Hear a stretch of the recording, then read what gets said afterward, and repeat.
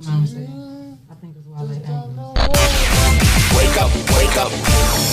You are now listening to the Rise and Grind Morning Show, presented by 419 The Grind.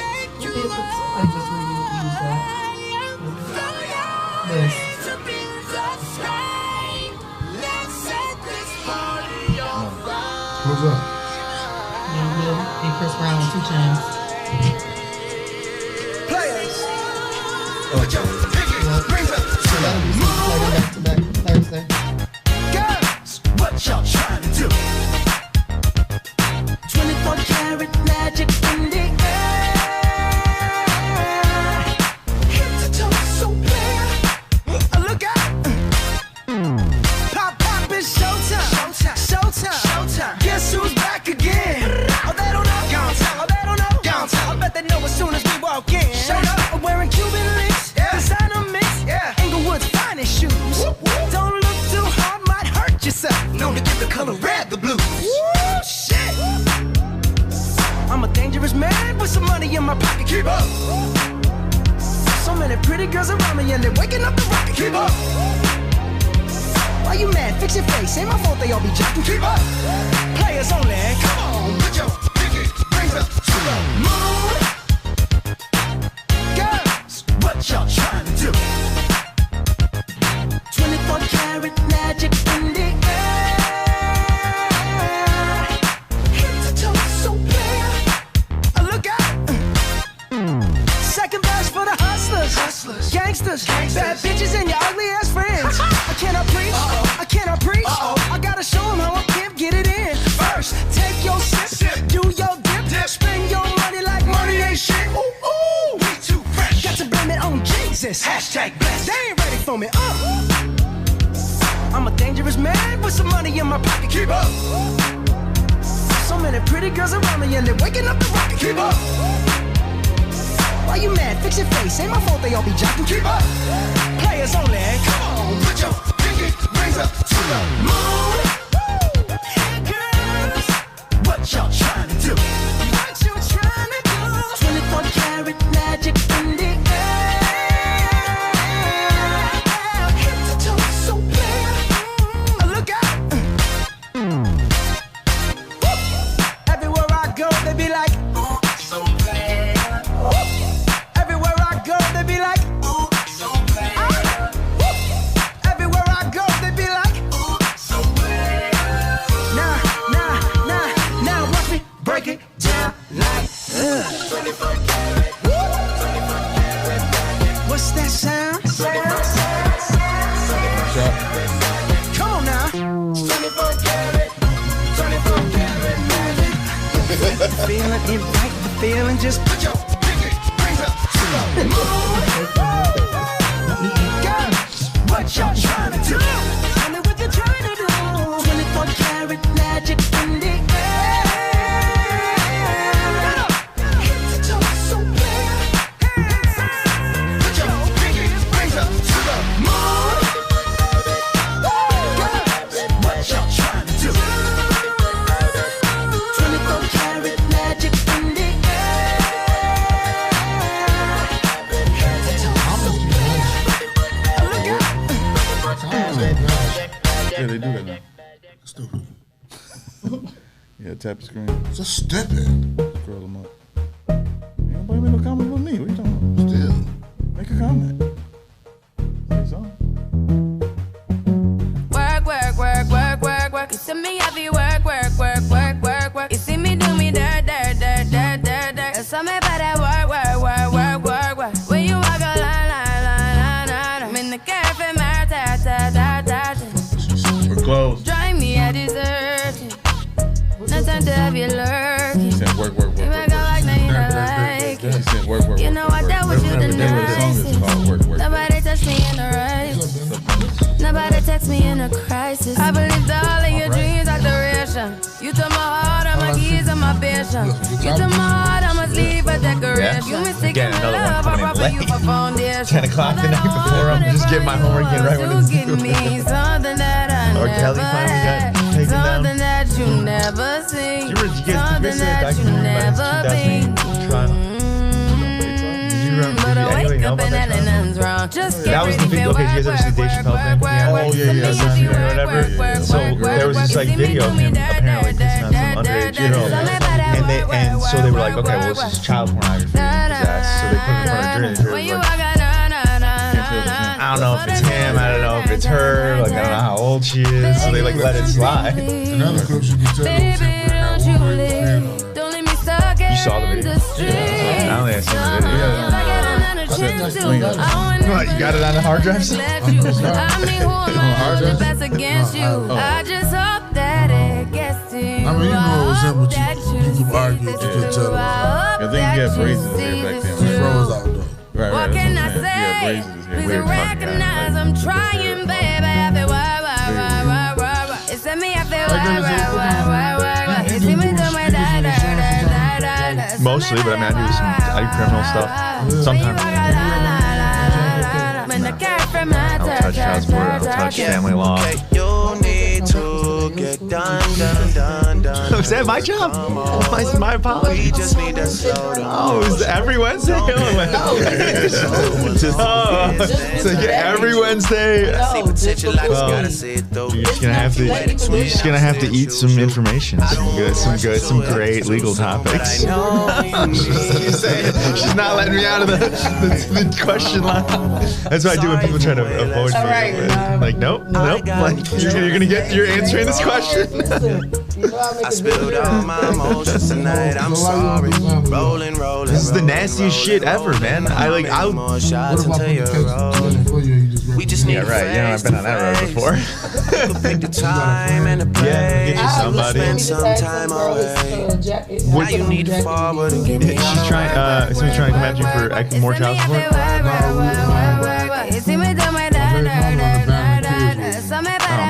So you're trying to go at child support against her? No, I He still pays child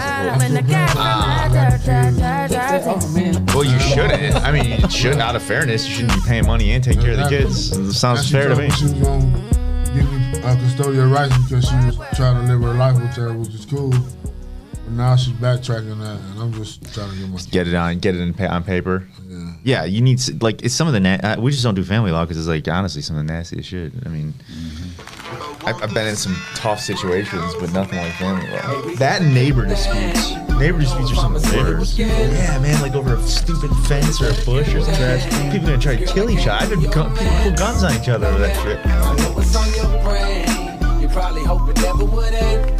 But yeah, that sounds very straightforward. I'll get you somebody. I just stay in my lane, man. I know what I do well. Well, this is our third time going. The second time, both times I represented myself for pretty long. The second Did she ever learn? The second time, I should have cleared She like the bar with the big old chains, ride around town in the big old range. I knew it when I rock big old chains. Now the little nigga doing big old I think, well, this is a support order you put in place. Yeah. I mean, it seems like it would be a no-brainer, but sometimes like lawyers just speak the language, you know. It's like it's stupid sometimes, but it's just like getting it in the right, framing it in the right way, so the court's like, okay, I don't have a choice, or I got to lean this way or another way. I don't know. I used to work for the court, so I used to see everybody come through by themselves, represent themselves, and like pretty much didn't ever end well, honestly. But you know, they recently just did is they gave people lawyers and evictions finally. So for civil court, when people are getting evicted, now they're gonna get attorneys for free, like public defenders, which they should have done that a long time ago, honestly. So that's a start. But man, they should just give people lawyers and child support too, honestly. Like, it's already a tough enough situation. Like, is it the real thing, or is it just a one night stand? Well then, let me see you get high and go low. Child support orders are fucking rough, man. If you don't follow it, you go to jail. That's like fucking, you don't have a way out.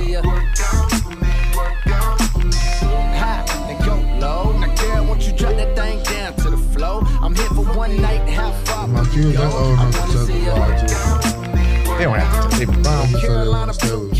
They might have to. They try not to have the kids testify, so that they don't have to bring them into that shit. But it might be Maybe.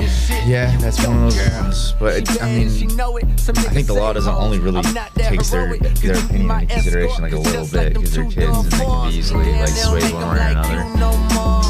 Cold world, real cold world. Them boys cool. Me, I'm on fire. Know what's on my mind. That's right. You definitely don't want to be in the middle of that. Like you're the one asking them, so like, do you love me? Hey, yo, Lane, check dig, man. I was just sitting back reminiscing, man, you know what I'm saying, and vibing on how things used to be, you dig? Like when we was young, you know what I'm saying, OFD. He just starts playing that song, and like that's the question. You know, it stops it right there. That's my question.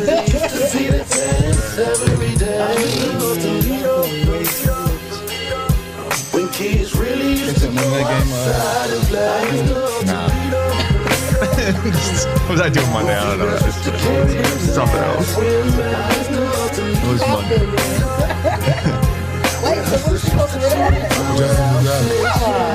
Listen, I remember back in the day when I was a child doing bad. Mama used to take us to eat at Hot and Nile. Very convenient, the food was good and plus it was cheap. Creeping off the block to go swimming. That Willie's every week. Dirt courts and just about every backyard. Sneaking jars out the house trying to catch lightning bugs and snake. The good old days when penny candy really used to cost a penny. Ice cream truck had ice cream on it. You could buy for 10 pennies. Ripping your bike out with chrome caps, reflectors in the air. Hood used to be a village back when the neighbors cared. It was less snitching, more females carried themselves like women. I wish I could go back in time. I see why she's sensitive about it.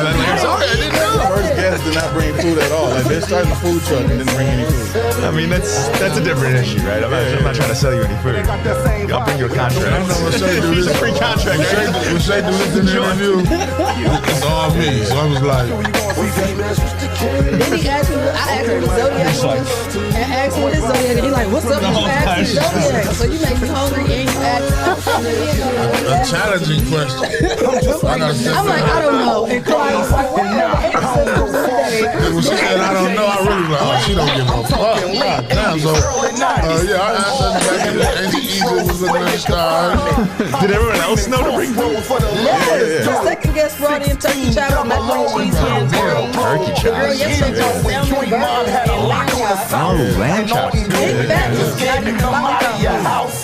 said his grandmother died, but him and two other people were combining the truck, so he put these fancy fries and other meal prep. So I don't know what nobody bought nothing.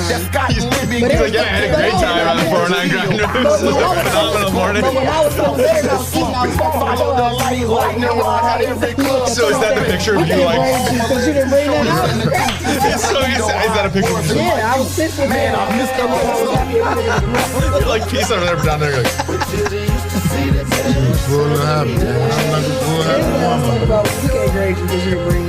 somebody's coming today, though. No, they canceled. They canceled.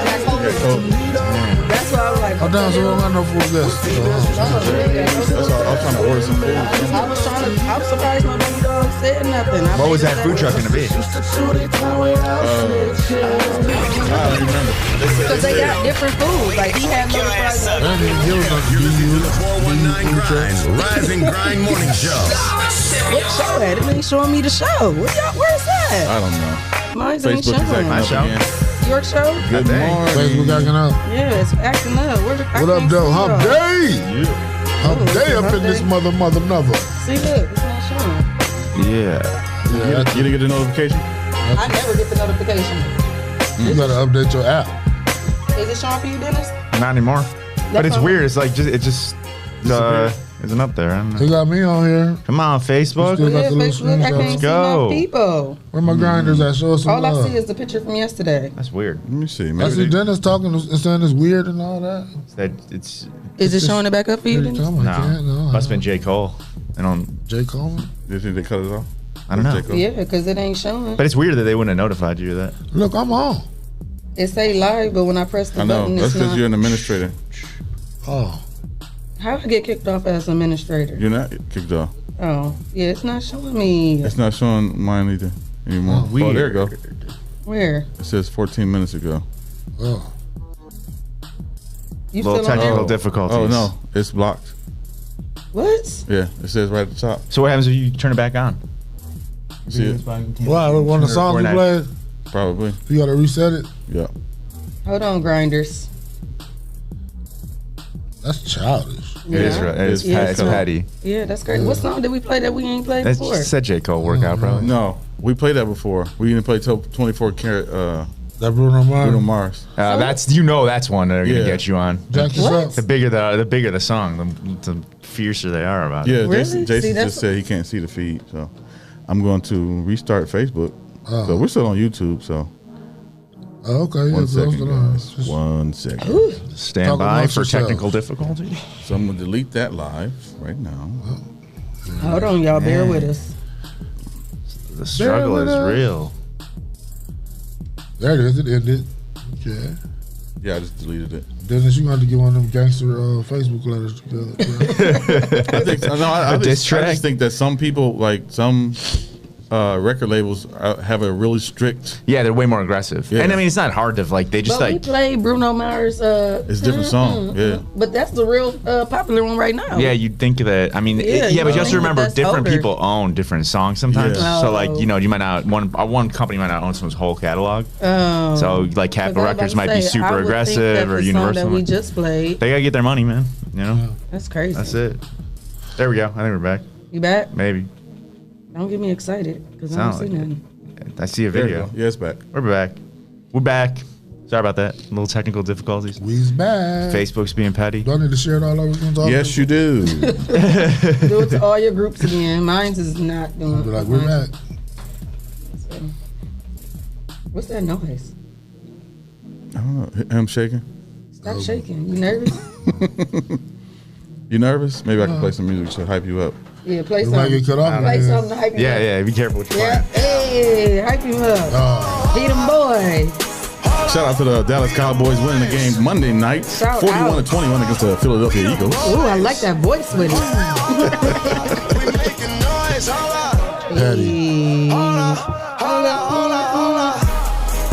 You guys already have 11 shares on there. You guys are just firing away shares. Yeah. Yeah. Hump day. Pay them boys.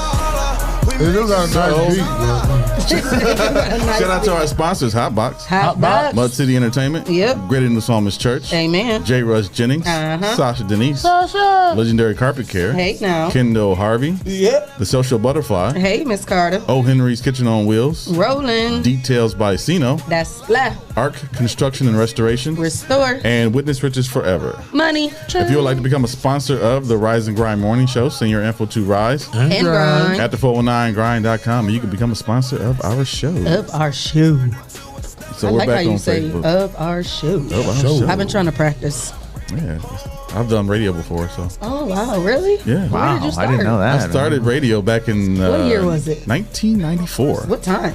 At 8:30 in the morning. Where were you at? It was my school at Scott High School. Bulldogs? It was my class. Yep. Oh wow. So radio broadcasting at Scott, and then I did 89.3 SFM. Oh wow, I knew that, but it just sounded good for me. I didn't know that. That's new. You learn something new every day, cool. Dennis. Yeah. How long were you on 89.3? Like a year or two. Yeah. Yeah. It was not my. Not your cup of tea. Yeah. Yeah. Too quiet for me. Yeah, well, it depends on where you're at, I assume. Yeah, we like to make the rules around here. Yeah. Hey, freedom's nice, guys. You guys are entrepreneurs. Yeah. You know? Grinders. That's SFM, ain't it? Yeah. The church radio? Like Christian rock, Christian rap, Christian hip hop. Christian rap? Really? Christian rap. Yeah. I mean, I'd like to. I'd be curious to go down that rabbit hole on YouTube. That's a lot of Look up Lecrae. Lecrae. Yeah. Oh, I'm hip to him. L-E. L-A-C-R-A-E. Love Cray. Love Cray. L.A. Cray. All right. Yeah. Yeah, he's very. Maybe said I want to say he's a very progressional Christian. Okay. So it's very like it's a little edgy. Yeah. For what it is. Right. I'll check it out. Gangster Jesus. Yeah.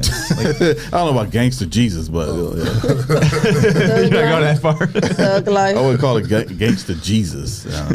Dude, I had a good evening yesterday. Did you? Yeah, shout out to my sister cousins. They're my older sister cousins. We went to the Funny Bone last night. Oh, yeah. They had free tickets to see Tim Bay, and they had a comedian named Keisha on there. She was so funny. and she was like a stud, and she was twerking for my EBT card.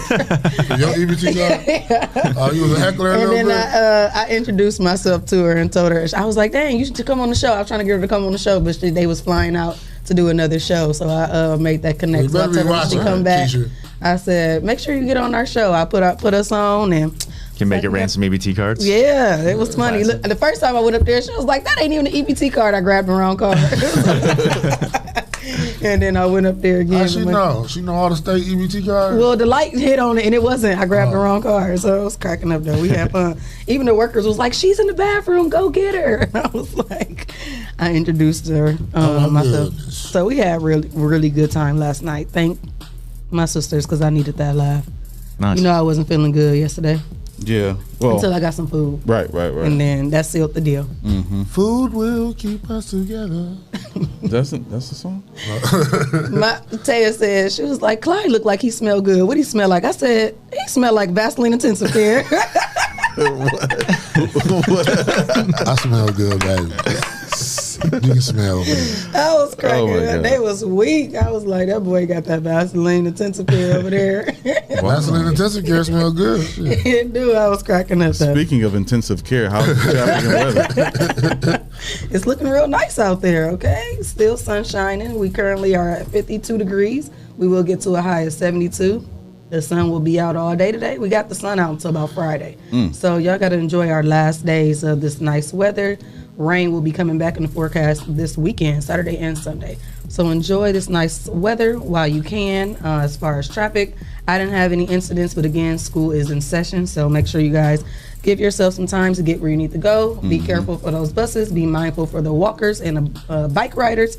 And watch out for them. What y'all have? Y'all have any traffic? I just wanted to give a shout out to the dude in the red truck who sped past me in the school zone yesterday.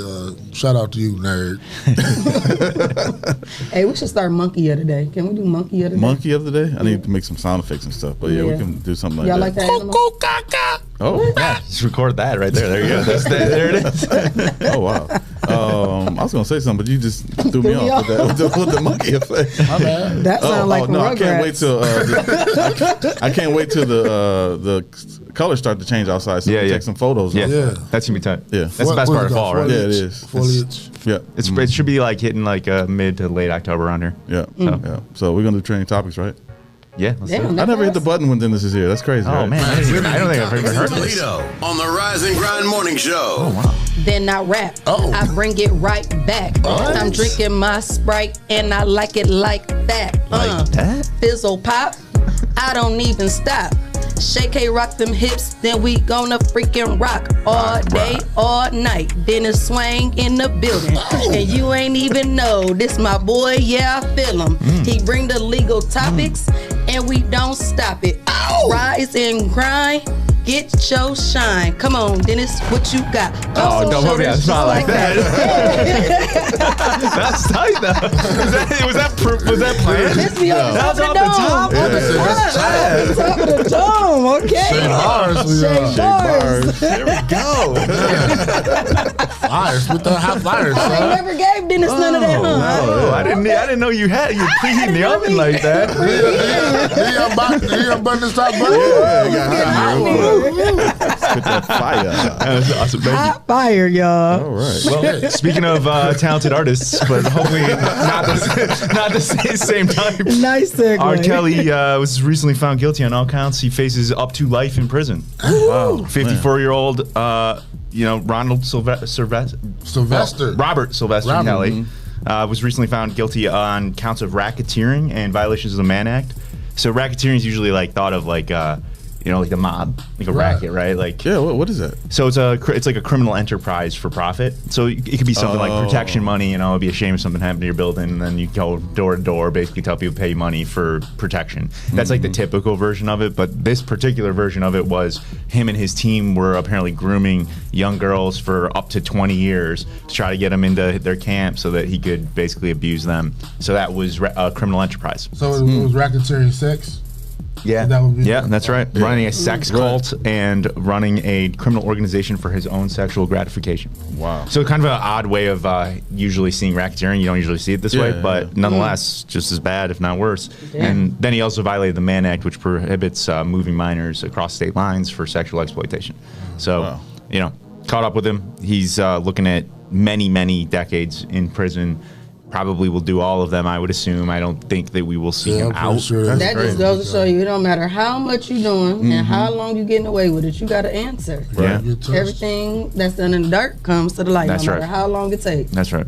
And he was like, and you know, back in 2008, he had already had another charge where he was alleged to have like urinated on a young underage girl, and he got away with that one. A lot of times when people get away with something like that, they just get emboldened. So it didn't seem like he stopped by any means. If anything, he got more aggressive. He thought he could get away with it. And in those situations, more. I feel worse for the ex-wife, the kids. Like, you know, that's like embarrassing. Now, like, now let me ask you this: is there anybody else facing charges in this case? Or in this you know, I don't know that. I don't know that, but I would be shocked if other people who were around him that were enabling this don't eventually get charged. Something. I don't know if they're pending right now, but the way that they were pleading the case against R. Kelly, would other people were involved in that whole scheme. He didn't do it by himself. Yeah, for sure. But they may have flipped on him too. True that. So you don't really know the whole circumstances. Like a lot of things don't usually come to light till a little bit later as to how things went down, how the investigation happened, whatever. But it'd be hard to understand how somebody wouldn't have known this, like an assistant around him or something. They was helping. Yeah, a lot of these artists, like a lot of up and coming artists around here, like they have the people around them that know them the best, that have always been around them, that sort of stick around. About that too. Like, which it can be good and bad because you don't want yes men, right? Like, right. And so a lot of times this is what ends up happening is you just have people around you that have always been around you that are just going to constantly just say, yeah, sure, I'll enable your worst behavior, like as long as you're making me money, then it's all good, you know. So you got to be careful who you're surrounding yourself with too. But I don't think anybody surrounding him would have really changed his outcome. He was like a crazy narcissist. So what happens with his music now on the platforms? I mean, people were jamming it outside the courthouse. Yeah, and I think that's up to the distributors and the label on what happens with the music. Yeah. And there's no reason for them to shelf it. Like they might as well just keep, you know, the remix. Especially if they're making money off of it. Yeah. That's the thing. R. Kelly wasn't making money off of his music because he didn't own the rights to it. Yeah, and he was actually like kind of broke. I was towards gonna say the he was broke towards the end. Like some, it was a weird story, but like some woman from Chicago just like dropped like 50 grand or 100 grand on his bond. That's why I can't believe he was broke. What happened? Because random person? He came with that bond money when he first got arrested. That's because he didn't pay that though. Some random woman, right? But I mean, you know, I can have somebody go get some money and come pay it on my behalf. It wasn't a story. I know for sure personally that he was broke. I was about to say, even in the Netflix story, they showed how he lost that mansion. He was like, he didn't have it. With any of this stuff, like especially like this type of lavish living, like it's not about how much you make; it's how much you have, right? So like you can make millions and millions of dollars, but if you spend even more millions, then it doesn't matter. And so even if he did have like $20,000 in the bank, that's not nothing compared to what he owed in child support. So he wasn't going to take his personal money and pay all that in child support, and he had nothing at all. So I'm sure he had some money, but he didn't have the amount of money that people thought that he had. And he might have houses and cars, right? He probably got assets and stuff. This was just a random. One of his fans. I mean, I can believe he had a couple mil tucked away. No, I mean maybe. I mean, I don't know. R. Kelly had show money. I don't know because if he had a couple mil tucked away, he wouldn't be sitting in jail.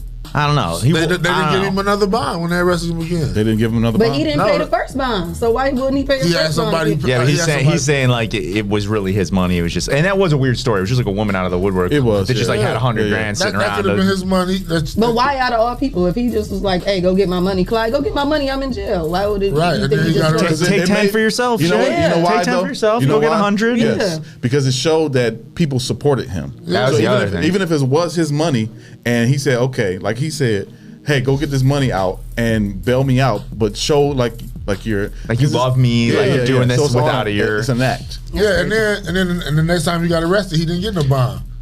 Yeah, but they didn't know if he had no more money, he could go get him out. But you also got to remember, like Gloria Allred, the like celebrity lawyer who always represents sex abuse victims, is on this thing, and she's gonna pick the bones clean. So like, if he has any money now, he's not going to in a little bit. I bet you bankruptcy's next for him. I mean, well, you know, on that level, I feel like on paper, he probably don't got no money, but I feel he got some. You feel like he got some. Why wouldn't he? He been in the business for years. Yeah, but look how many people that we know that ain't got no money. Then you would think they would have. He didn't own his music. True that. He didn't own the rights to his music, so he made money off of shows, off of concerts, off of tours. And remember when all this stuff hit all the that fan, stuff he stopped. ain't had no show in a while. Yeah. Yeah, you know, nobody wants to go see a 54-year-old R. Kelly grinding. Then we had bumping and COVID. grinding nowadays. We had That's just a COVID, bad so luck. all that was canceled. So he ain't had no show I think his probably about last show 3 was when he years. was in them white boots, wasn't it? I don't know. And how long was that? About 3 years ago? About 3 or 4 years. Yeah, about to say he ain't performed in about 3 good years. So if you used to having all that money, so you'd accumulate all these bills. So if you did have something tucked, you paying your bills, then you lose your house. How you lose your house? Well, you know what I say. Mental health is real, and I'm praying for my brother. There you go.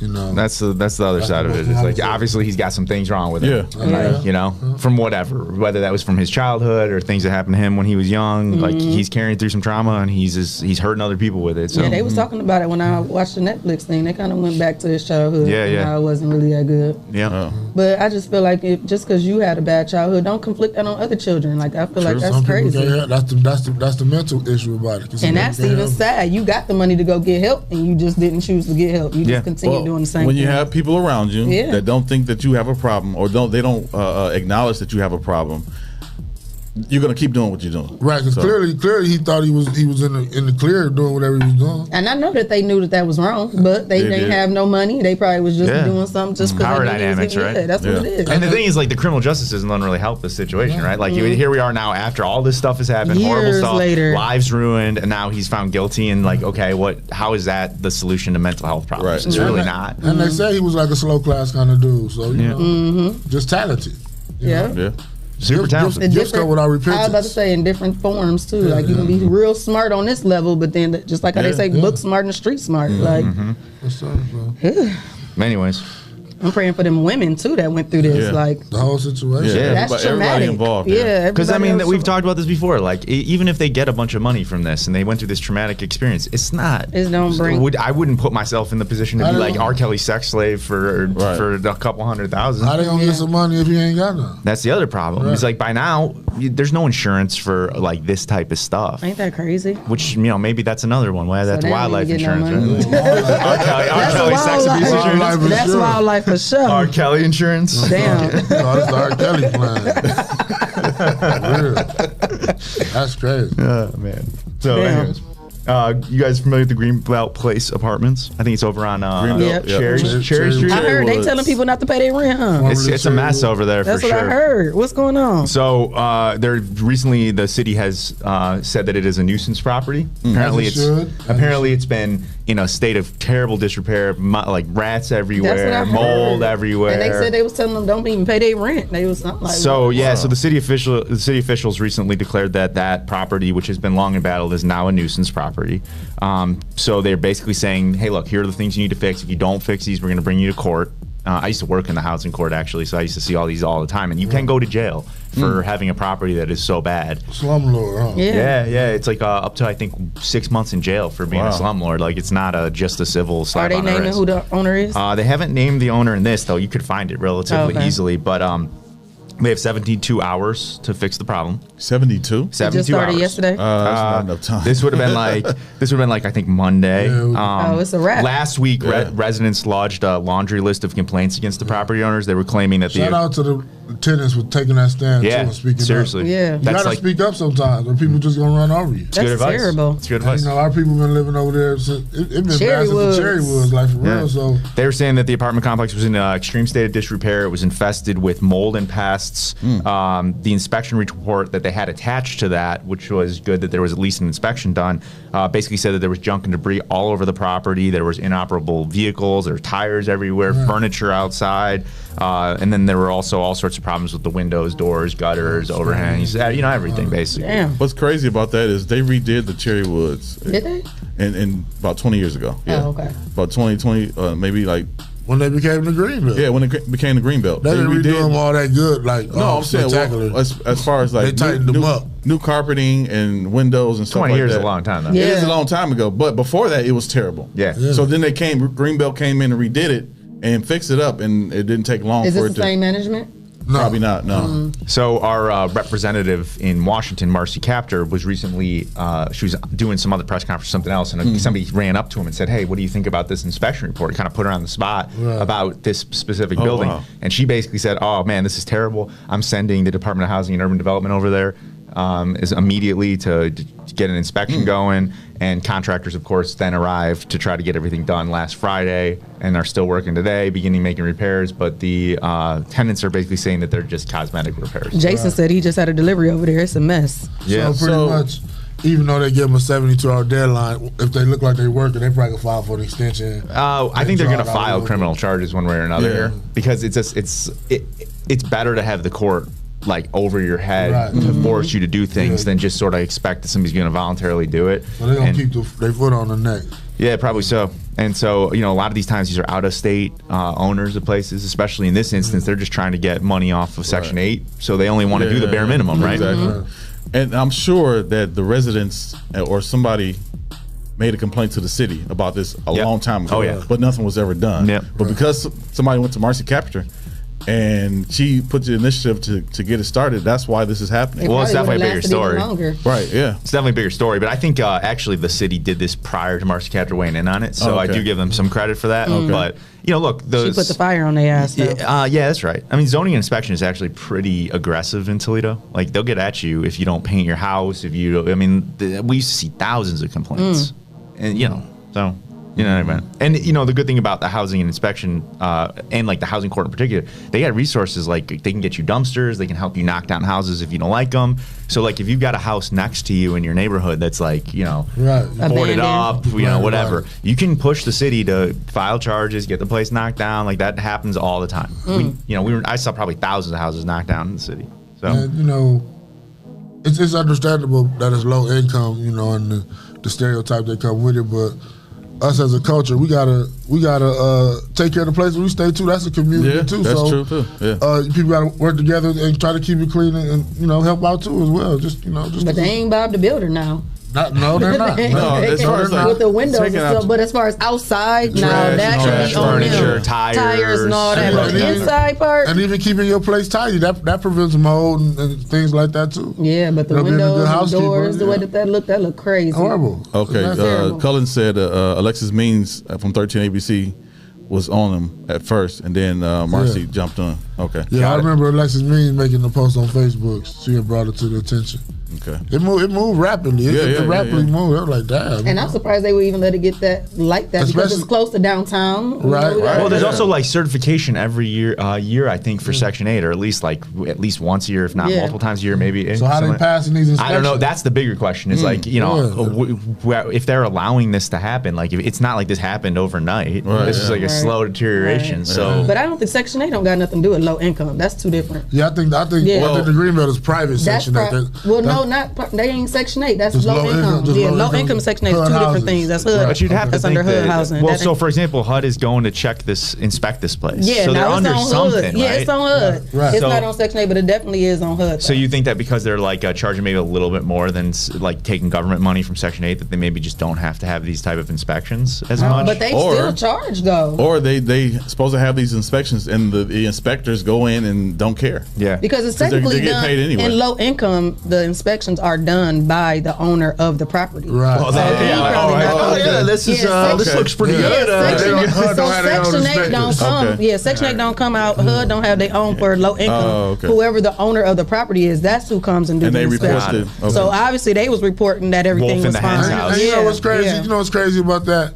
Is they put them fences up to cage them in before they did repairs around there. Because you remember the Greenbelt, they had them fences on the one side, but when it started getting bad with the violence over there, they put them fences up. Oh, okay. You know what I'm saying? Them big tall black gates and shit. But they would do that, cage people in, but then won't fix the place. Oh, yeah. Right, and you got kids and babies running over there. That's crazy. Living in there. Speaking of kids and babies living in a really bad property, actually, the Days Inn over on Miami Street. You know that building? That's Trap Central. Right off that's apparently what the city is saying. Trap Central. Their legal opinion is that it is in fact Trap Central. Trap Central. A local judge has in fact ordered that they close because it's Trap Central, and it apparently over the last 3 years have had police and fire responding up to 182 times. Thanks things like assault, drugs, overdoses. Damn. But I thought they was closed down. I thought they had like a year penalty. It's such a process. I can't picture it. Is it kind of going towards the like the casino? Casino? Yeah, that was. Yeah. So like the main thing that when the casino was built, the rule was that the casino couldn't have a hotel. And the reason for that is because like casinos are kind of shady anyways, right? Like it's you know, like it's kind of a shady place in general. And so having a hotel on it promotes prostitution, drug use, all the other stuff. There. So they won't let us do it, but they do it in Vegas, right? Well, it's legal. It's legal in Vegas. Yeah. All that stuff is legal in Vegas, but we're not Vegas. No, that's why what goes on in Vegas stays in Vegas. So in order to get around it, though, somebody who was enterprising had a hotel already right across the street from the casino. So even though hotels aren't allowed on the casino, somebody had this hotel that was like right next door. But they were doing the whole like you can stay here long term. You can like have a monthly rent type thing. Really? Yeah, there's up to like 5 kids who call that their regular home, which has been a big issue. So when you talk about why it takes so long, I mean, a lot of people are trying to resettle the people who have been living in these environments, you know? So, you know, the other thing is like this was a Days Inn, and if I'm a Days Inn, like the owner of the Days Inn franchise, I don't want this hotel existing anyways. Right, yeah. So this is, they want to padlock it now. They are now appealing that decision to padlock it. There'll be a little bit of a fight for a while. I think it's eventually, having been in these situations enough times, the city's going to probably win this one. They'll put a padlock on it. The people are probably going to sell it at a fire sale. So if you're just looking to get into the hotel business, you know, that can be our headquarters. Remodel the whole thing. Yeah, forget an office. I'm going to my apartment. Have our guests come in and stay at this the Shae K wing. And they said 40 people were living there permanently, pretty much like long term, you know? Wow. So for a lot of people, this was like the easy place to live. It was, you know, affordable. Yeah. But it's a mess too. Somebody will probably come in, either buy it and change it up, or they may not even let that happen anymore because I don't think no customers from the casino was going over there staying. Well, I mean, only maybe a couple stragglers that are looking It for might have been though. Might have been a few little stragglers from Detroit or Michigan or Indiana or something. Yeah, tried they look down here. Got to working out there. Hey, it's only $25 a night. Set up shop. Yeah. You drive around there, you get ideas. Somebody addicted to gambling. Yeah, they be like, I'm getting up. The best winning time is 8 a.m. I'm gonna be spending night across the street and I'm gonna be first one in line. So we'll see how the appeal goes, but I assume very much that that's getting locked up sooner or later. And speaking of overdoses. What happened? So obviously we know opioid addiction is a huge factor for overdoses, for heroin addiction, et cetera. As a personal injury lawyer who sees a lot of people who get injured after car accidents, you can almost watch that slippery slope where they're getting painkillers for a while, and then it comes time for them to not have painkillers anymore, and then they're getting pulled back into that lifestyle, and they're just looking for their next fix. Very simple to do. It happens to people who you wouldn't ever expect.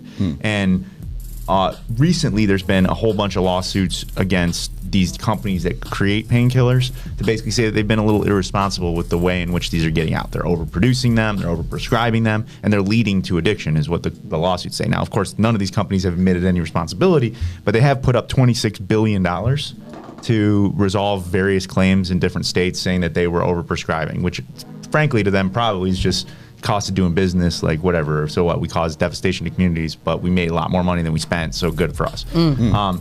But when the states sue to them, Native American tribes are actually their own sovereignty in America. Like they're their own kind of country in a lot of ways. Like the Navajo Nation, these are like their own sovereign entities. So they had to sue separately. So they recently just got their first approved settlement, $75 million, the Cherokee Nation, which the Cherokee Nation Principal Chief Chuck Hoskin says that this will help.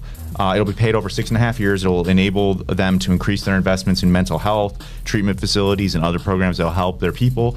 You know, the Native American population was probably more devastated than most by this, honestly. So let me ask you this: they sued the United States? No, they sued 3 companies: AmerisourceBergen, Cardinal Health, and McKesson, which were basically manufacturers or healthcare providers. And they it's just the Native Americans. So like, could black people say that sue and say opiates affect us? Well, so in that instance, the state's already got billions of dollars, so they should be distributing it fair. So here's the thing also, like when these settlements occur, there's always an understanding of what's going to happen with the money, and it's not always like let's just give it to like $26 billion. Let's just give like 10,000 to every person in the United States. Right. It's like we will fund health treatment. We will fund opioid addiction treatment. So they fund Suboxones, and then people get hooked on Suboxones.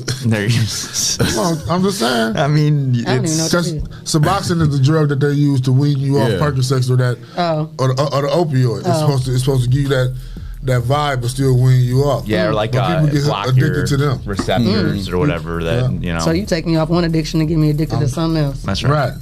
So. This is a kind of a sad chapter to or sad end to a very sad chapter. That wildlife insurance. That's crazy.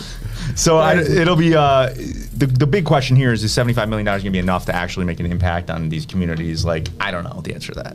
Realistically, once somebody's addicted to heroin, it's real hard to break that cycle. Like you're saying, there's some drugs that you can get that can try to intervene with it, but at the end of the day, it trends in one direction. You can't fight gravity. After a while, they be like, forget that strip. I gotta go back. But there's a lot of people who have very successfully gotten out of that, and hopefully this money helps. I just don't know how the money exactly helps the problem, but I guess it helps something. Money, That's crazy. It's a bad way of keeping score. We talked about it before. Speaking of bad corporations, Roundup. You guys know Roundup? Yeah, the weed killer? Yeah. So Roundup was like one of the most, everyone knows it, right? It's one of the most like prolific, we all know the brand, right? Right. So recently it was found out that a chemical in it causes a cancer called non-Hodgkin's lymphoma, which is a blood cancer. Yeah. Damn. And even worse, unearthed emails show that the company was well aware that it did it while it was selling it. So these cases are huge. And like, you guys ever see like if you've been hurt by mesothelioma, like okay, well, like, so like the next big one though, and the reason why like that, we can joke all around about like what those lawyers are doing, but really what they're trying to do is they're trying to get people to fight back against Goliath, basically, right? Like David versus Goliath. And you need a lot of people to do that. And the more sympathetic people you got, the stronger you're going to be. Right. So some people have had some very, very good cases lately trying to hold these companies accountable. And they've gotten recently an $80 million jury verdict in California on a Roundup case related to cancer.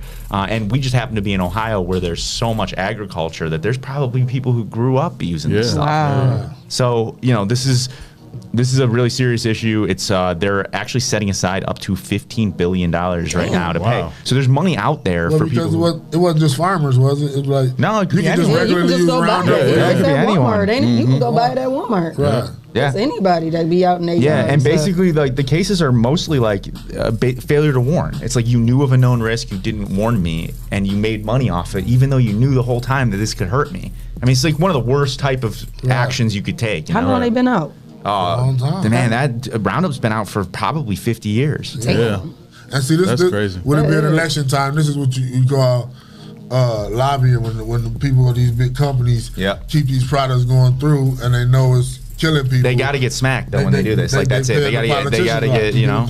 That's crazy. But here's the thing, and this is like So they stopped selling it? Yeah, they're gonna take it off. They're gonna take it off. They're gonna take it off. But here's the thing: if you want to do something evil, you wrap it up in something boring.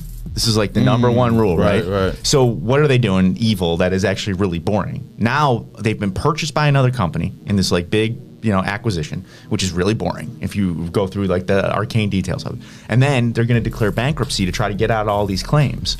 And people don't recognize that when they declare bankruptcy, what they're really trying to do is say, hey, look, I was responsible for this. I knew this was going to hurt people the whole time. But I just decided I'm just going to pull the parachute and not have to pay any of this stuff. That's crazy. So you want to do something evil? Wrap it in something boring. There's nothing more boring than a Chapter 7 bankruptcy or whatever. Right. But if you really look behind the hood of what they're doing, they're trying to just escape any responsibility. If your kids did that, if they did something horrible and then they said, I'm going to my room to declare bankruptcy, that didn't happen, you'd be like, absolutely not. That's not the way this works. But for a big corporation like this, hundreds of billions of dollars and damage people, it somehow just escapes everybody's, anger. But people should be mad about this. That's crazy. So I'm putting shame on you, angry Bayer, faces in the comments. And this Bayer makes aspirin, though. Well, Bayer bought it. So they bought Roundup after this all happened to say, okay, fine, we're just going to buy this for really cheap now that this has all come to light. We'll deal with all the lawsuits and everything. We'll go through the bankruptcy with it. And then I never liked Bayer either. So is that like a Bear. Bear? Yeah, I didn't never like them. I'm Tylenol girl. Is that like scratch your, is that a scratch your back? You scratch mine, so maybe they help Bear out down the line sometimes. Yeah, I mean it's definitely like an incestuous thing where like each company's playing off each other. But like I said, if you want to do something evil, you wrap it in something boring. So like a hostile takeover or an even agreed takeover of a business with then this a boring bankruptcy. Nobody's paying attention to those headlines. Bayer declares bankruptcy over Roundup claims. Okay, keep on moving, right? But if you peel that back a little bit, it's basically Bayer or their prior company knew that they were hurting people, giving them cancer and killing them, and then decided that they wanted to jump out the back door. Yeah, that's crazy. It's not acceptable. It's real life masterminds, evil masterminds. Like yes, right. You see that in the movies, and that be real life. That's crazy. You got to pay for that one, man. You better That's tell him. it. You got to pay. And when Dennis look in his eyes in that camera, he's serious. You got to pay for that, man. That's crazy. I mean, it's just dirty. How would you do that to another human being? Right. And Rich it's impure soul, and you got to pay for that one here and in the afterlife. Imagine all the little kids that got affected just going to visit their aunts or uncle's farm, grandparents and stuff. Yeah. We got a question in the comments. Yeah, what's up? Says, do you know what the Blue Cross Blue Shield settlement is for? I don't know what that is for. Okay. I was one time in front of the Supreme Court of Ohio, and I was like arguing this case, right? And this judge asked me a similar question, like, "Are you familiar with this case?" And I'm like, so I had it in front of everybody, like a bunch of judges. I'm like, you look stupid in front of everybody. Your Honor, I really actually don't know. But I think that's actually better than me trying to just that's about this and that. And they're like, all right, who is this guy? Check my notes. Hold on. I'm in the memo section. I ended up winning that case 7-0. Every judge agreed with me. So even if I didn't know something, I still was able to carry the day. Are you talking about Article 7, Section 5 of the Penal Code of the Blue Cross Blue Shield copyrighted panel book? I had it right in my back pocket. Thanks for asking. I just studied it last Go to the bathroom real quick. Moving right along. Talk amongst yourself. You got to know when to hold them, when to fold them. So I got to fold that one. But I will look that up, and I will have that next week for you. How about that? Blue Cross Blue Shield. I got you. Just let me figure that one out. Tune in next week for that for the answer for that question. Yep. All right, what else I got? We talked last week about this Gabby Petito situation. You guys been following it since? They're still looking for dude. It kind of went dark. So this, for those who don't know, there's a woman and her boyfriend who went on a cross country road trip. She ended up having her body found in Moab, Utah, I think it was. And it was recently identified it was her for sure. She had her funeral recently.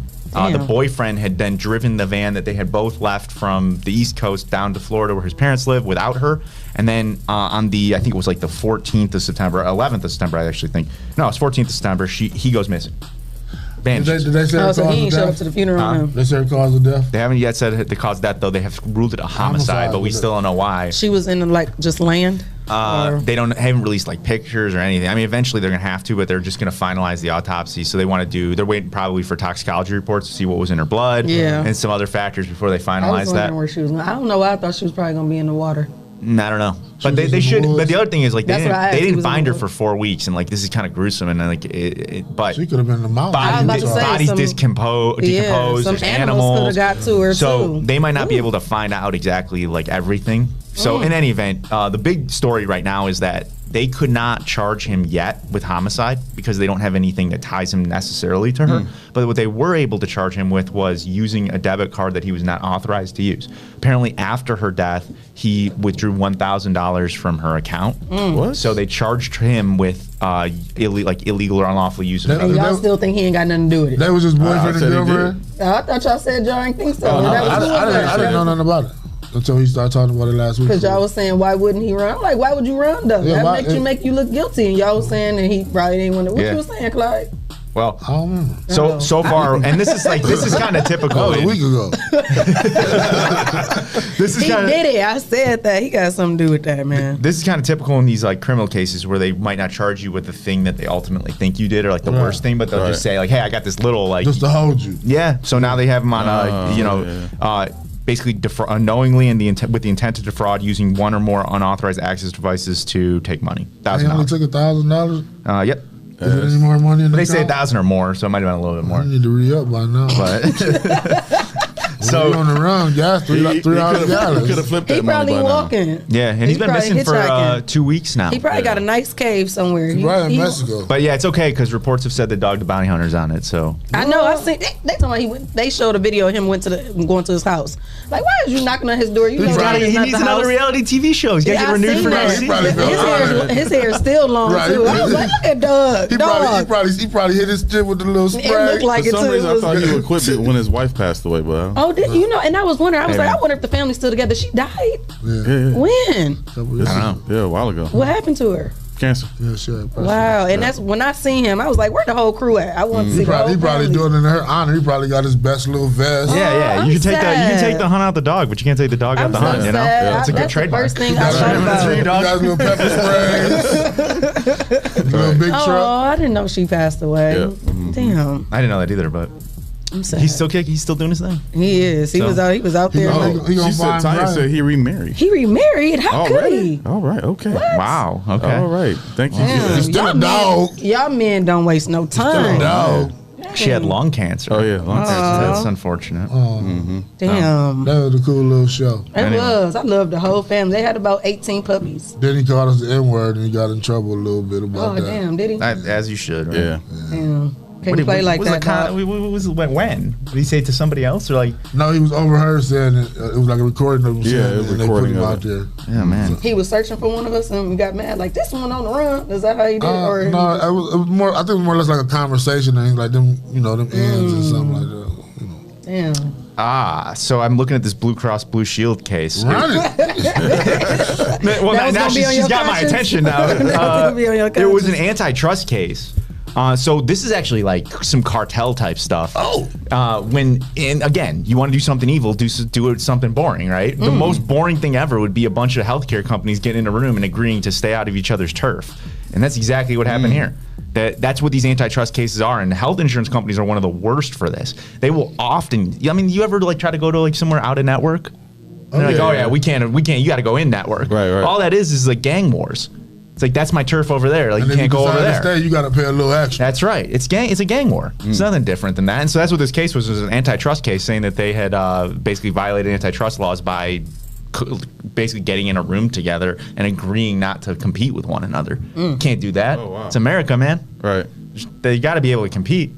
Oh, they was like, you know what? No, You what got you this cool. over there on Stay the over east there. side. Yeah. I'm going to hold it down for the west. You go ahead and get the south. So that's why people can't work together. Don't never I work. know. That's weird that that's You get the your problem. blocks. I got my blocks. Yeah, That's right. It's gang war. That's but it. that's crazy. That's the problem that they tried to come and be civil about it.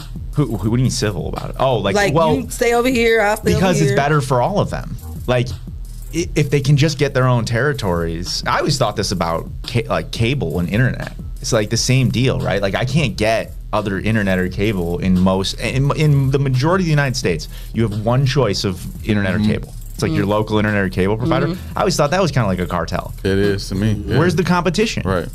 But we got Toast out there. I'm not trying to bite that. Toastnet. Toastnet. All right, I go dial up.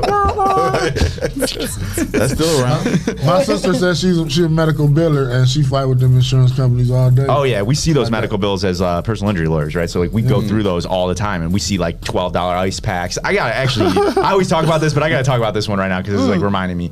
Chiropractors, okay? I'm not saying all chiropractors are bad. Some chiropractors can do wonders for you, but there are some of them out there that do not. So first of all, chiropractors don't really get paid off of medical insurance most of the time. They get paid by you out of your pocket. Right. So after a car accident, what the chiropractors will do often is call you out of the blue. You'll come in.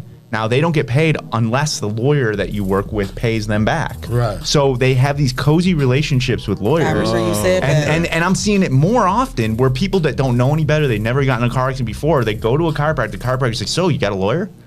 And if any chiropractor ever asks you I that, remember you said that. run, okay? Just run the other way. It's not that hard to go find another lawyer. And you should always have a lawyer that you choose, not that somebody else chooses. Because you got to think to yourself, why does this person want me to use this lawyer? They so gonna bad? act like they What are care. they getting out of it? Right, You know, yeah. They to talk getting about, something. talk about like cartels. It's the same deal. And they make you feel good. They crack your back off good. Well, you know, I do. What's Yeah, the right. name Until of you get that lawyer? bill, and that's why I'm talking about medical bills. So then you get the bill, and it's a $14 ice pack and like a $16, to sit down on a chair in their waiting room. So you got to be real careful with that. I've been seeing it more lately, and it's like people who don't know any better. And I can understand that. Like, how would you know? Like, if somebody's just like, hey, so you got a lawyer? And then if you're thinking about another lawyer, a lot of times the chiropractor will be, oh, no, don't go to that guy. Don't go to her. Like, don't go to her. We've had problems with her before. You got to go to this one. Oh, like, you got to really think hard. Like, come on, guys. Buddy. Come on. Every Wednesday. I know about this. I had another chiropractor company call me and tell me, leave that chiropractor company alone. It's a mess. They're just a bunch of hustlers man, you like in the worst way. In the water, not even in a good way. They're trying to bait you. It's predators, man. Sharks in the water. So just watch out. Go find your own lawyer. Go check the reviews, read the reviews, find out. Because someone with integrity, when you get in that accident, that police report is public. Yeah. And people can read them. Oh, yeah, they about to get paid. Let's roost them. The other thing is, like, I can't, nor would I ever just contact somebody after I look at their police report. Yeah, I can go get the police report 3 days after the accident. And I could go ahead and call you or text you or send you a letter or whatever. I don't do that. But the chiropractors don't have any rules against what they're capable of doing. Some of the lawyers, too, you get all kinds of lawyers. Tell me about it, guys. Letters. That's tacky. It's predatory. And you should never go to a lawyer who's trying to prey on you. Simple as that.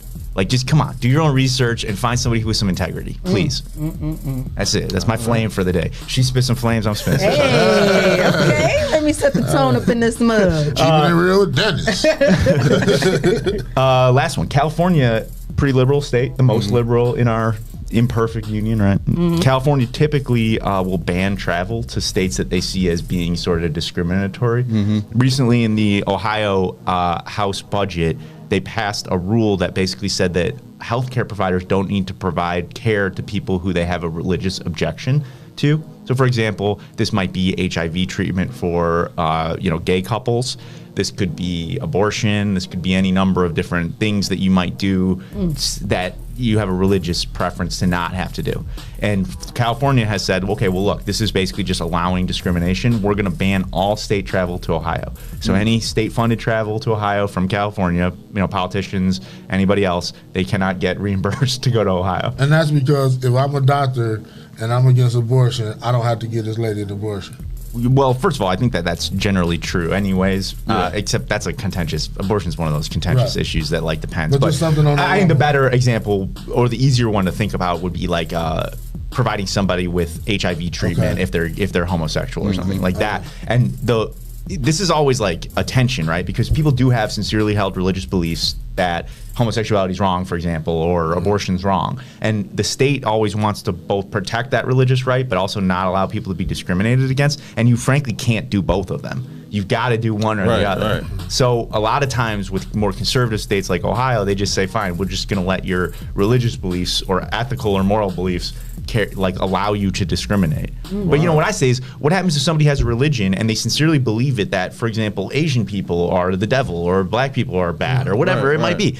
Then are you allowed to then use that religious belief to just discriminate? It's crazy. But what the governor said was, okay, fine. If somebody actually runs into this problem in real life, there's other doctors that'll do this.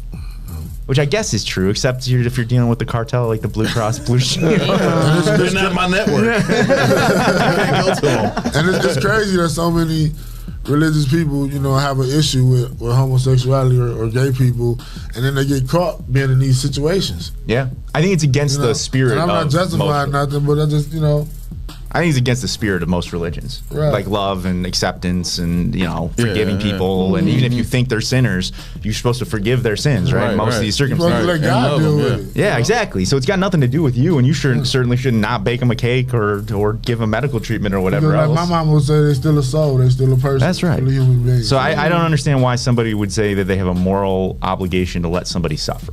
Like, what's wrong? Yeah, that's crazy. That's crazy. The way you worded that sounds like crazy. Like, make the doctors or whoever that is sound like. That's the type of questions I ask somebody in that position. And they're like, well, I don't really think I can disagree with that. This is what you got in the profession for, to help people. And then, just how we speaking is how California feel. They were like, we ain't paying for y'all to go out there. That's right. Do that on your own. So yeah, if anyone needs tripping in the mail, just do it by email. That could be a Zoom meeting. For real. So yeah. Woo. Well, thank you, Dennis, for those wonderful trending legal topics. Yes. Fire today. Dennis brought that heat for Yes. I had to follow up that. If you don't know, I didn't know I was getting that today. That's more than I I can't bargained believe I for. never gave Dennis a sample of that. right? Yeah. I ain't never gave you some Shae Shae bars. bars. Yeah, we did that today. Charge him out on the wind. Hey. If you don't know, now you know. Speaking of knowing, we're going to take a quick break. Shout out to our sponsors, Hotbox, Hotbox. Mud City Entertainment, Yep. Greater New Psalmist Church, Amen. J. Rush Jennings, Sasha Denise, Legendary Carpet Care, Hey now. Kendall Harvey, Yep. The Social Butterfly, Hey, Miss Carter. O. Henry's Kitchen on Wheels, Rolling. Details by Sino, That's black. Arc Construction and Restoration, Restore. and Witness Riches Forever. Money. If you would like to become a sponsor of the Rise and Grind Morning Show, send your info to Rise And grind. at the 419grind.com and you can become a sponsor of our show. Shae messed me up What I do? because you gave me a compliment on how I said that. And then you messed it up. I messed up this Oh, time. I'm sorry. You did a terrible job. Oh, wow. Okay. That's going to help. That's going to motivate I'm me just to be playing. better. I'm just playing. I'm just playing. Go vote for them. Best of Toledo. Hey, Yeah, go I'm vote for throw it every Dennis. time. Yeah, Best I'm gonna throw it lawyer. every time. Come How on. much 2 longer years we in a got? row. I got to put that in. We got another 2 days? 20 days. No, 15. Oh, 20 days. All right. Every day, guys. Run it up. Yep, run them numbers up. So All we're going right, to take a y'all. quick break. We'll be right back. What's up, Toledo? My name is Jason White. I'm the CEO and founder of Witness Riches. And did you know that we offer the credit repair service? If you're trying to buy a house, get a new car, refinance bad debt, or just be prepared for whatever life may bring your way, you should consider hiring our credit repair program. Typically, within the first 3 to 6 months of working with us, our clients average a minimum 100-point credit score increase with each credit bureau. So if you can use gains like that, you should consider hiring our credit repair service. All you have to do is go to the 700clubtoledo.com to learn more about our credit repair program. And if it interests you, we're also going to give you the ability to start your first 30 days for just $19.99. So go to the 700clubtoledo.com, learn more about our program, and we look forward to serving you. I'm out.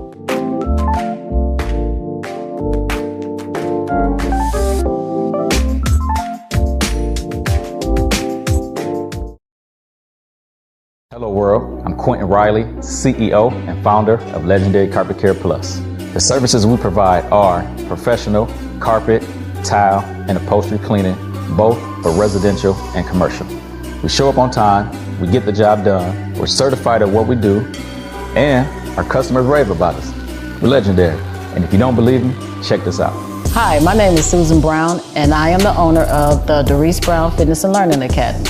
I've been using Legendary Carpet Care for about 3 years now, and I'm very, very, very pleased with it. Sanitation should be important to everyone, but it's mostly important to me because I want my children to come into a safe and clean environment, and Legendary Carpet Care provides that for me. I would personally recommend Legendary Carpet Care to other businesses because he's fair with his prices, he's an on-time person, he never lets you down, and just look at my place. It's just clean all the time, and I use it like every 3 or 4 months.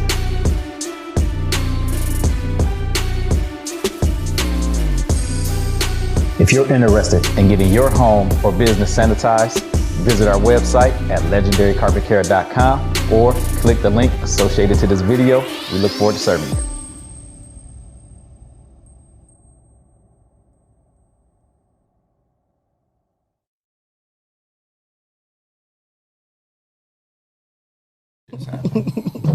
Fresh. Yeah. Gotta get over the honeymoon. Yeah. Don't play this song. Clyde this. Boys. Oh, I need to go. Yeah. Hold on. We them boys. So you got a market. We them boys. Hold on. We making noise. Hold on. We them boys. We them boys. We making noise. We them boys. Pop a bottle. If you suck and swallow, smell that marijuana, they gon' follow.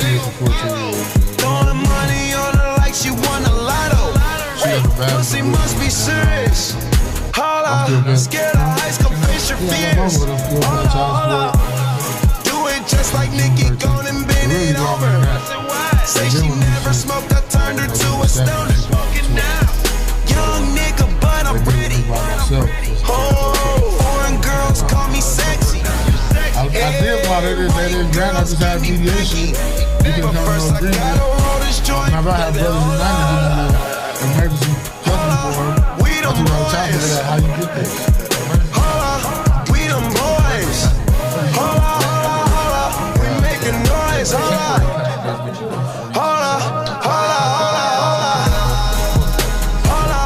We them boys. We them boys. We making noise. We them boys. Oh my gosh, that was amazing. You drive me crazy.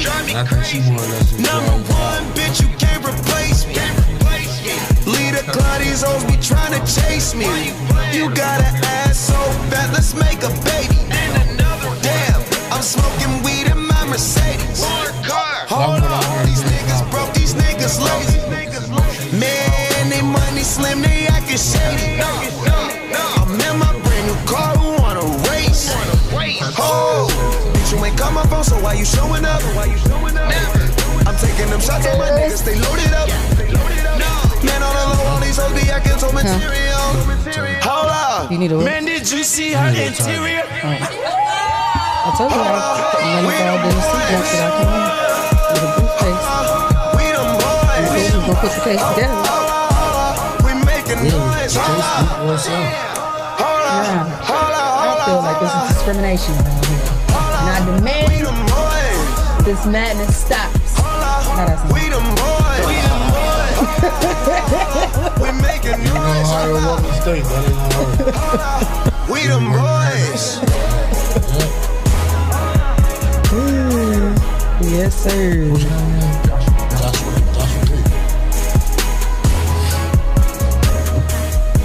You got it, Shae? Nope.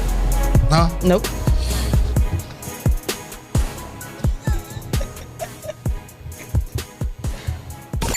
The Rise and Grind Morning Show is on 419 The Grind. All right, welcome back to the Rise and Grind Morning Show. We are here with them boys.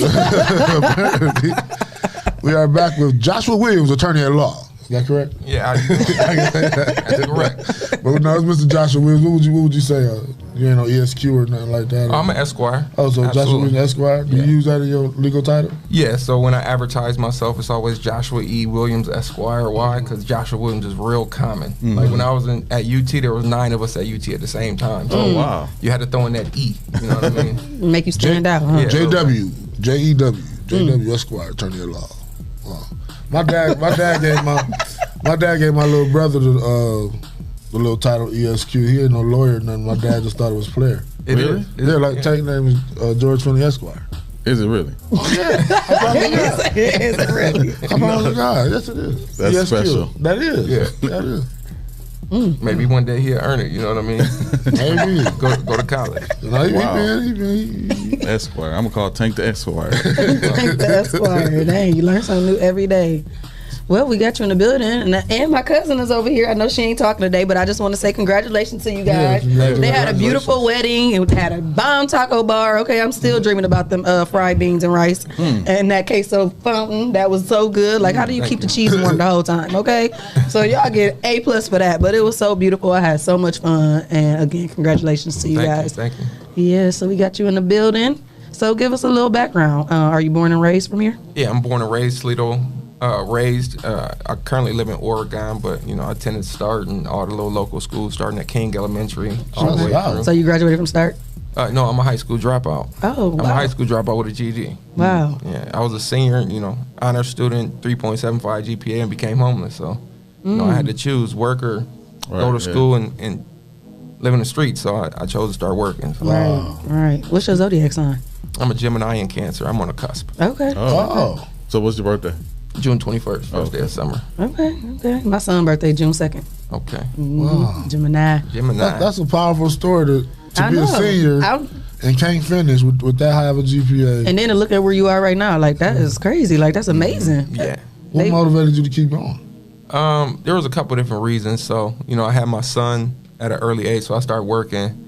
And then I got hurt at work. So back in like July 2005, I fell 30 feet at work. Destroyed my spine. I became disabled for the next 6 years, laid in bed for 2 of those years. Wow, that is crazy. Yeah. So I got my GED while I was at the railroad working, but it reached a point where literally like I was considering, ending it. And my 3-year-old walked in the room and like, that like changed it. So at the time, I going from the dude you see now, I was 458 pounds at the time. What? Oh yeah. This is crazy. You blowing my mind right now. Like, what is going on? I can slow down. I can back up. I was not expecting none of this. Can we get the full spectrum? This brother got a testimony. Right. Can we get the full spectrum? We need some church in the background. Right, little Kirk Franklin. What's hold on? Yeah, seriously, like, can we get like the whole story? Because that's a powerful story, though. I don't mind. The reason why I say that is because I'm also a high school dropout. Yeah. I did the same thing. I was an honor student my whole years of school. My parents ended up getting a divorce that year, and that kind of threw me off. So I stopped going to school. Yeah. But I ended up getting my GED and all that stuff. But it's just most people don't see a person being a high school dropout and becoming successful at the same time. So that's why I say that's a very powerful story. I don't tell people that story like often at all. But to see somebody who come from the same similar backgrounds is great. Like, and now you said that you were injured and got injured and 400 pounds, and now look at you today. Like that is crazy. Yeah. So you blowing my mind. Can we get that? Yeah, let's back up a little bit. I attended START, and I was the last of 3 boys to attend START, and my mom kind of had this attitude after dealing with my younger brothers, when you're 18, you're grown. Mm-hmm. So I turned 18 at the end of my junior year. So before my 18th birthday, she already had my name on a lease, for my first apartment. Out what was called Largemont at the time. Largemont. And I was working all summer, grinding, doing what I did, saved up a little bit of money, and when school started, I had to quit one of the 3 jobs that I had and, go to school during the day.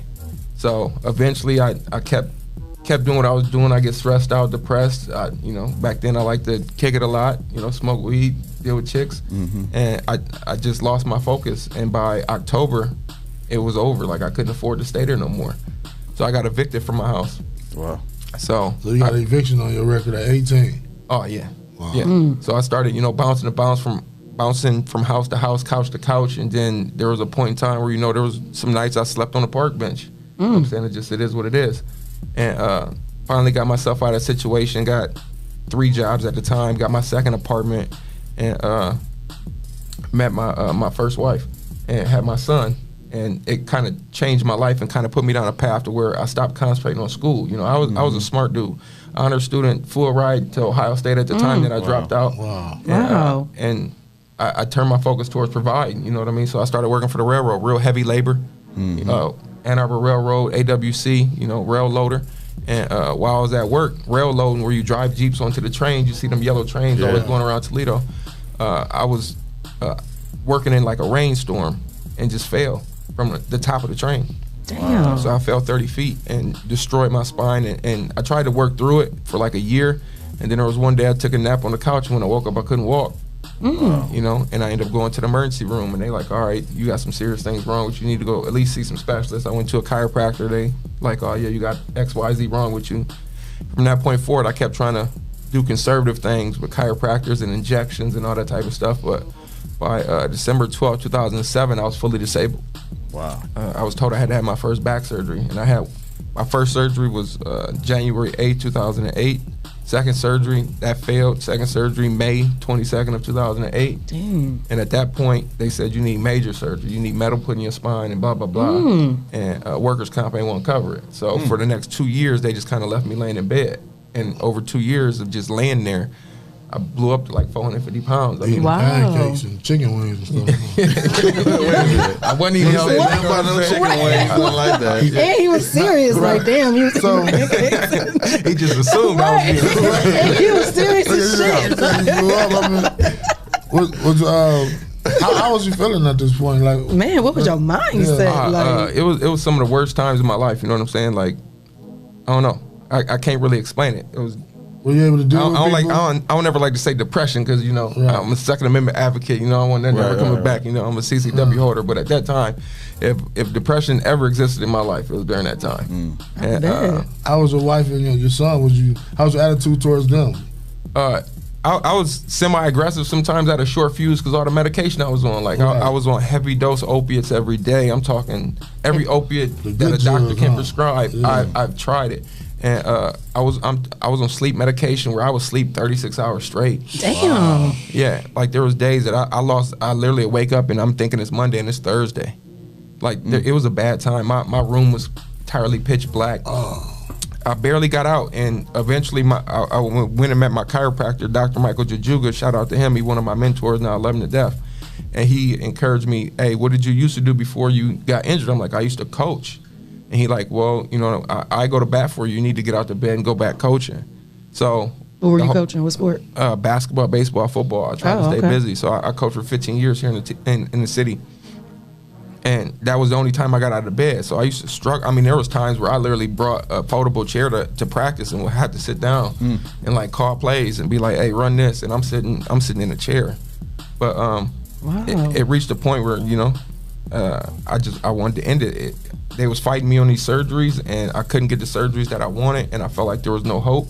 And I was ready to blow my brains out. And my 3-year-old walked in. And that, turned me into like a little crying baby, you know what I mean? And I'm like, nah, I can't do that to him. So at that point, there was a change in my mindset is what I tell kids that I mentor now. I had a change in my mindset. It went from why me, where I had this victimhood mentality. I used to think, why my mom had to be single, why my dad had to be 68 when I was born, 74 when he died, why my mom had to deal with mental illness, why we had abuse in the household, why we grew up poor, all these excuses of why I couldn't be successful. It was always a victimhood mentality. And eventually it just changed. Why not me? Why can't I be the one that get my GED and overcome this? Why can't I be the one to go to college? So I went down a long road, a 3-year process to get to college. The state of Ohio made me prove, 1, that I was smart enough, 2, that I was physically fit to go to college, and barely anybody can get the state of Ohio workers' compensation to pay for you to go to college. Like, it's like 0.02%. Ever get to do 2 years of training, let alone go to college. Right. And I worked with some organizations here in Toledo, Opportunities for Ohioans with Disabilities. They paid my tuition for my first 2 years. And at the age of 30, I became a freshman at UT in the Paralegal Studies program under John Schlager, the director there. Shout out to him. And I just started grinding. And once I got my foot in the door in the education, there wasn't no stopping me. Man. And I started to get some people really around me, a circle of people around me that was pushing me and driving me and giving me great advice. And it's kind of the sky's the limit from there. Wow. So I'm speechless. Like, what? That is an amazing story. Like, wow. Yes. I was not expecting that. I thought you was about to say you came from a 2-parent household and grew out Oregon or something. And no. That is so powerful. We grew up in the gutter. 21st and Brookwood over by King. That's where we grew up. And then once my dad died, we moved out to Kenwood Gardens out there off of Douglas. I'm surrounded by rich white people. All my friends are either in the projects that's right by there, or rich white people, you know what I'm saying? They going over people's houses, they mom a doctor and they dad a lawyer, And I'm like, man, y'all got 5 bedrooms and 4 bathrooms. Like, it's 5 of us and we got to share 1 bathroom. Like, you got your own bathroom at 10. Right. So it's kind of a culture shock. And it changed me. It definitely, my injury changed me. I had 5 back surgeries. I got metal in my spine permanently for the rest of my life. So I got a fusion. I was 450 pounds. I had to have weight loss surgery to help me lose some of it. It kind of came back, and then I kind of did the rest of it the healthy way. So I did my bachelor's and associates at UT in 3 years. Wow. So I didn't take a summer off. I took max credits every semester. When my peers that was 18, 19, 20 going to Cancun on spring break, I'm in the library, prepping for exams is going to be coming up, And the plus was like 30 years old. You wasn't on that. Yeah, I wasn't on that. I wasn't on that. Being real. Yeah, like, I'm being real. I ain't going to spring break. I got to get these studies. My baby at home. What you talking about? I'm childish. Leave me alone. Yeah, exactly. They didn't like me though. You know, they're like, man, you working too hard. You made us look bad. Like, hey, man, your friends will do that to you. You know, not knowing that you'll take off and go, and they be like, man, I came here for this, man. I could have been studying or bettering myself. Sometimes it's like that. I can't stand. I'm sorry. I'm being real. No, I mean, that's And real. it is real, but he's so serious. 30 years old. Spring break. I mean, that's the way it works. Yeah, I got to pay rent. You know Maybe need some diapers, huh? Yeah, for sure. Like you going to the party lady? No, I'm going to feed my kid. Right. You ain't on that icebreaker stuff no more. Huh? Yeah, I wasn't on it. I didn't do no fraternities. I didn't do no parties. I was grinding, and I got my 4-year degree in 3 years, and did well enough to earn a full ride to UT Law. So Jason said you need to come out with a movie, and it should be called Driven. I appreciate that. Yeah, I appreciate that. That would be a good movie. Who would you have play you? Because they gotta have a good S curl like you. You got the hell the barge. Rick Fox. Well, he looks older than you though. You need the younger version. I'm not that young. I'm 37. Quincy, yeah, that'd be a good one.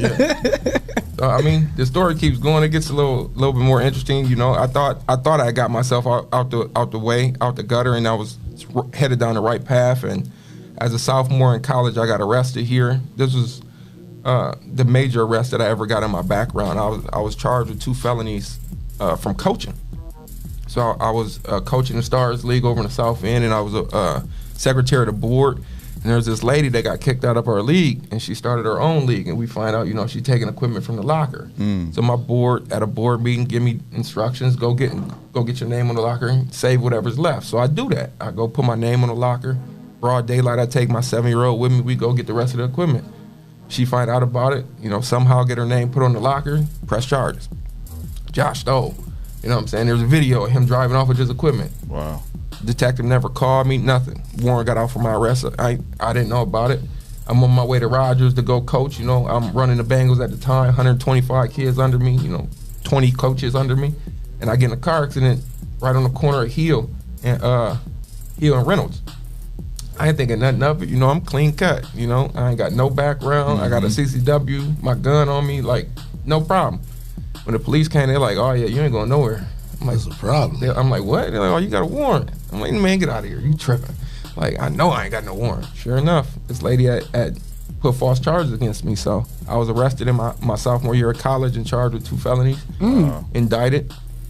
And that's one of the ways I met my mentor and my boss now, Stephen Groth. He was my criminal defense attorney. And I hired him, and within the next week or so, I produced like 3,000 documents to prove my innocence. And he like, how you got it all categorized and all this? What you do for a living? I'm like, oh, I'm going to school to be a paralegal. He's like, okay, when you done, maybe you work here.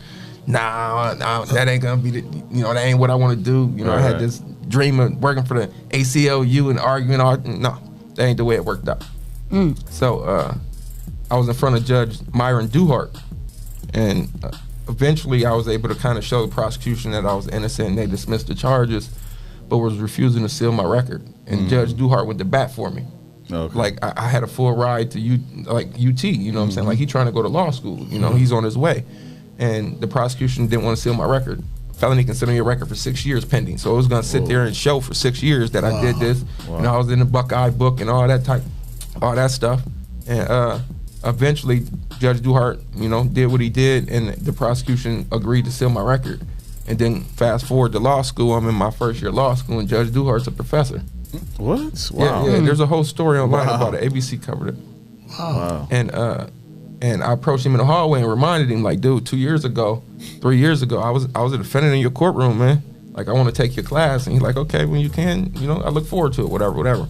So I ended up taking his class and doing what's called booking it, meaning taking top honors in the class, best student in his class. And it was a trial practice class where he literally teach me how to operate within the courtroom. So my undergraduate degrees was in paralegal studies with a specialty in litigation.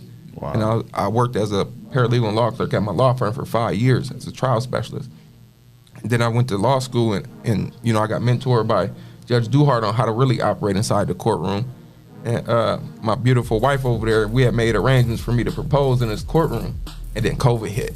And it was a wrap. I had to, go plan B, abort mission. Right. So Judge Duhart was at our wedding. He was one of essential people in my life that really molded me and helped change my life. And graduated from law school May of 2020.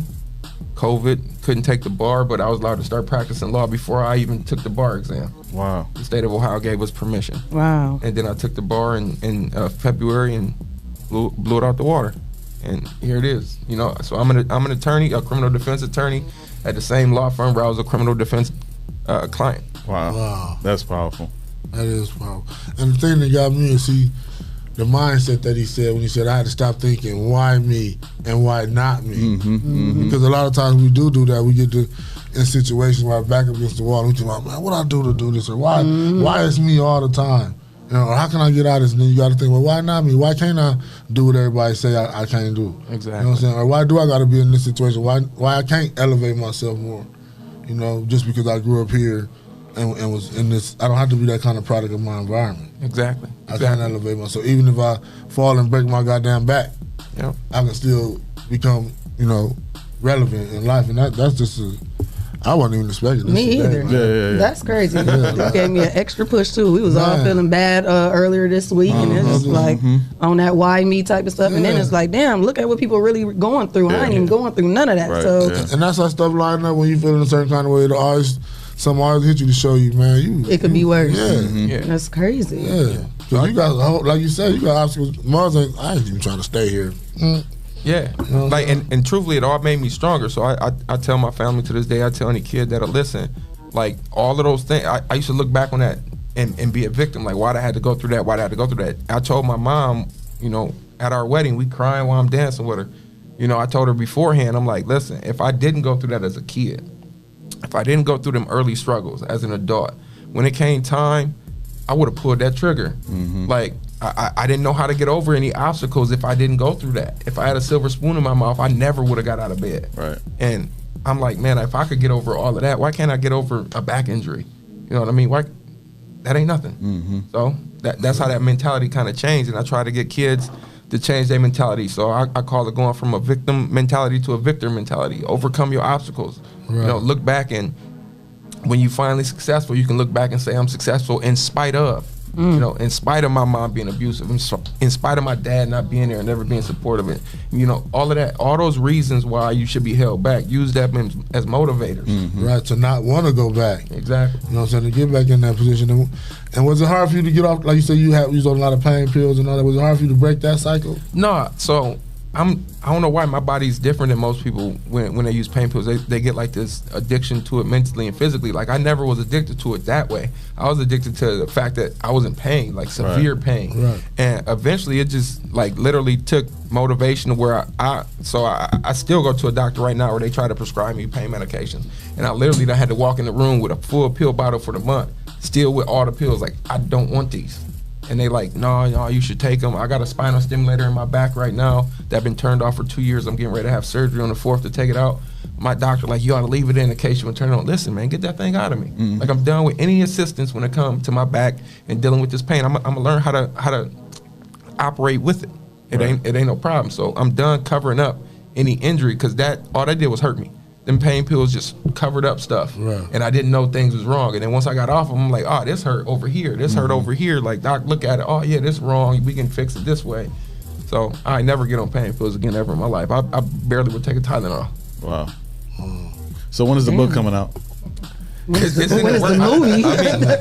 movie coming out? It's in the works. My beautiful wife is a author. You know, she got her 2 children's books, so she's been pushing me to do it. Right now, it's just I'm so busy. I done got so busy in my practice to where I don't got time for it. You know, between being a lawyer, you know, Monday through Wednesday, and on Friday and on Thursday being a college professor.